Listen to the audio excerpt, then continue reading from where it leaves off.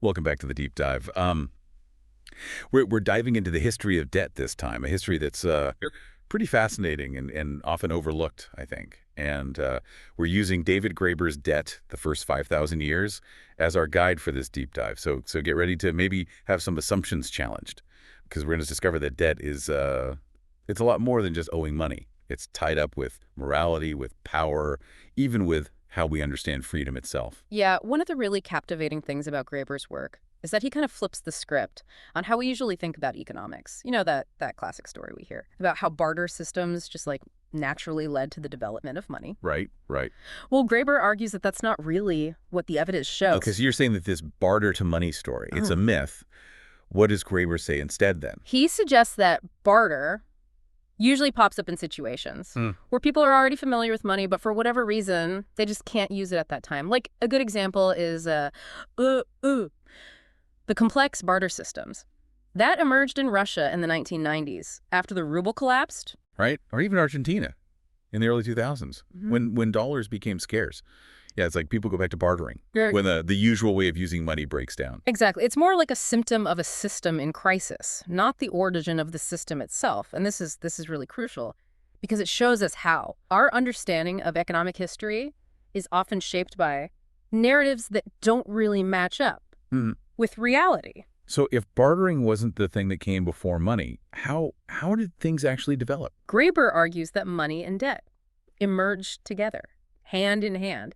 And we see evidence of this way back in ancient Mesopotamia. You know, there are these incredible clay tablets from that period that meticulously record credits and debits for things like temple rations or land rentals. So these weren't like barter societies slowly figuring out how to use money. They already had systems for valuing and exchanging goods and services. Precisely. Yeah. And this suggests that early economic relationships were more than just impersonal transactions. These tablets, they weren't just about keeping track of who owed what.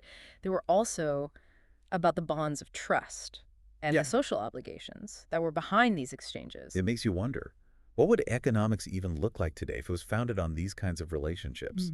Built on trust and mutual obligation. Yeah, now that's a question worth pondering. It really makes you think differently about the foundations of our current economic system. You know, as we go deeper into Graeber's work, we'll see how he traces the evolution of money and debt all the way from those Mesopotamian temples to the systems we have today. Yeah. And along the way, we'll encounter empires and revolutions, even philosophical shifts. This sounds like a wild ride. I'm curious about this idea of debt being a moral issue, as well as an economic one. You mentioned earlier that Graeber points out a kind of moral confusion around debt. Can you talk more about that? Absolutely. On the one hand, there's this deep-seated belief that paying your debts is the right thing to do. It's morally sound. But then on the other hand, lenders often get a bad rap. They're seen as greedy or exploitative. Yeah, that's true. We see that throughout history, even today. From loan sharks to payday lenders, to even the way international institutions, like the IMF, interact with developing nations. It seems like debt can be a tool for extracting resources and maintaining control. Exactly. Graeber uses the example of Haiti to show this really powerfully. After Haiti won its independence from France, they were saddled with this massive debt that was supposed to be compensation for the lost plantations. Wow. It's almost like they were being punished for their freedom. You could say that. It was an impossible debt. And it really crippled the nation's future right from the start. And it makes you think how much of our current economic system is built on these kinds of historical injustices and how those power dynamics continue to shape our world today. Yeah, it's a lot to think about. It really is. Yeah. It's fascinating stuff. It is. Yeah. And this brings us to one of Graeber's most interesting points, the link between debt and how we understand freedom. He says this idea we have, personal liberty tied to ownership. It actually goes all the way back to ancient Roman law. Oh, wow. She's saying our concept of freedom comes from ancient Rome. How so? Well, in Roman law, they had this concept called dominium. It gave the master absolute power over their slaves. And then this same logic, this idea of dominium, of ownership, got applied to objects. And that became the basis for how we view property rights today. So instead of just owning stuff, this Roman idea led to us thinking about owning our freedom. Exactly. It's like a shift in perspective with huge implications. Graeber argues that this framework, where freedom is about ownership, can be used to justify commodifying human beings. Wow.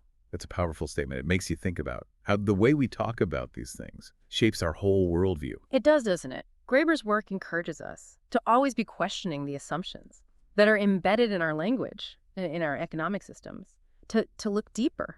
Speaking of questioning assumptions, Graeber also talks about the axial age, that period from like 800 BC to 600 AD, a time of huge social and intellectual upheaval in places like Greece, India, and China.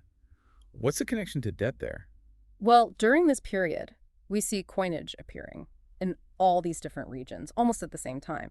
And Graeber proposes a link between this rise of coinage and the development of professional armies and market economies. You're saying that needing to pay soldiers Hmm. led to using coins more widely. It's a really interesting idea. Think about it. You can't really pay mercenaries in cattle or IOUs, especially IOUs that might be worthless in a different country. But coinage, it's portable, durable, easy to divide. It offered a practical solution. Makes sense. But the axial age, that was also a time of huge philosophical Yeah. and religious shifts.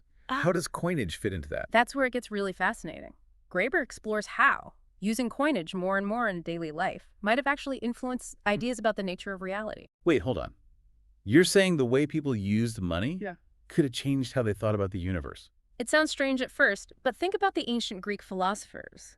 Thales, Anaximander, and Anaximenes, they were all from Miletus, a city where they used coinage a lot, and they were all trying to figure out what makes up the fundamental substance of reality. So you're saying that money, this abstract idea of value, might have sparked their thinking about the cosmos. Exactly. Money is so interesting. It's a physical object, but also an abstract concept. It can be exchanged for anything, transformed, it can even disappear. This fluidity, this abstractness, might have resonated with these thinkers. That's an amazing connection. It really shows how much our economic systems are tied up with our culture and ideas. It does, doesn't it? And this leads us to the modern debt crisis, something Graeber definitely tackles. He says that to understand today's situation, we need to look at these historical patterns of debt and power. We can't just separate the economics from the social or political. They're all intertwined. So what does this historical analysis mean for us today? What can we learn from it as we face a modern debt crisis? Well, for one thing, it challenges this idea that the global debt crisis is just a technical problem with a simple solution. You mean it's more about a fundamental imbalance of power? Exactly. It's about a system built on debt, where a small elite keeps accumulating wealth at everyone else's expense. It's about the problem of infinite growth on a finite planet and our dependence on credit to keep that unsustainable model going. It sounds pretty bleak. Is there any hope for change? Can we break free from these historical patterns? Well, Graeber isn't trying to offer simple solutions, but he does remind us that throughout history, people have found ways to challenge and restructure debt systems, like jet jubilees, revolutions, even the collapse of empires. Now, even though things look bad, there's always a chance for change. Absolutely. But that change needs us to recognize how deep the problem goes. We have to question the assumptions that our economic system is built on, and maybe even reimagine the very ideas of debt, money, and value. This makes me think about those ancient Mesopotamian tablets. Those records weren't just about transactions, but also about relationships and obligations. Yeah. Is it possible to bring that sense of responsibility back into our economics? That's a great question. And as we move into the last part of our deep dive, we'll consider some possibilities that Graeber lays out for rethinking how we relate to debt and envisioning a more just and sustainable future. It feels like we're at a crossroads right now with this global debt piling up and the gap between the rich and poor getting wider. There's this feeling that our economic systems just aren't sustainable. Yeah, it's interesting. This feeling of living on borrowed time, this precarity, it actually echoes some of the anxieties that ancient societies felt when they had their own debt crises. Graeber talks about how in ancient Mesopotamia, for instance, the idea of a clean slate or a debt jubilee was seen as a way to restore balance, not just to the economy, but to the cosmos itself. So you're saying that we need a kind of debt jubilee today? Could that be part of the solution? It's an idea that's gaining some traction. Graeber himself was involved with the Rolling Jubilee. It's a project that buys up and abolishes personal debt.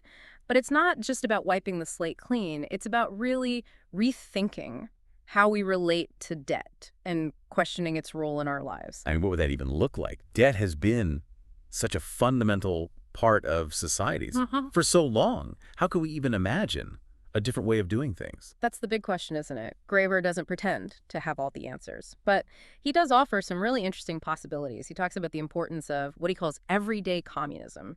These are the acts of mutual aid and sharing that happen outside of the typical market transaction. You mean things like Yeah. helping out a neighbor, Hmm. taking care of a sick friend, or just sharing a meal? Hmm. Those everyday acts of kindness. Exactly. These are the kinds of relationships that build community and solidarity, and they work on a different logic, a logic of care and support, not just economic calculation. But can those small acts of kindness really make a difference in a world dominated by global finance and corporations?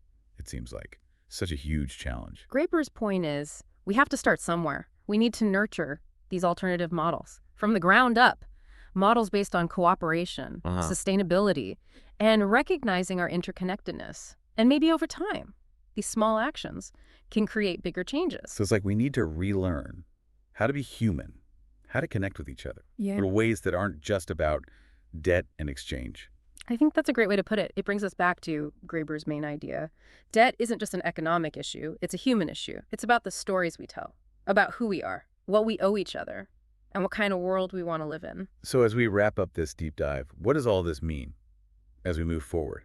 If debt has been so central to human societies for so long, what does that say about the future? That's the question I'll leave you with. What if, instead of being burdened by debt, we used it as a way to start a conversation about justice, sustainability, and the world we want to build for ourselves and future generations? It's a lot to consider, and I think this is just the beginning of a much bigger discussion. Thanks for joining us on this deep dive into David Graeber's debt for 5,000 years, we hope. It's given you some new ideas and inspired you to keep exploring this fascinating history of debt.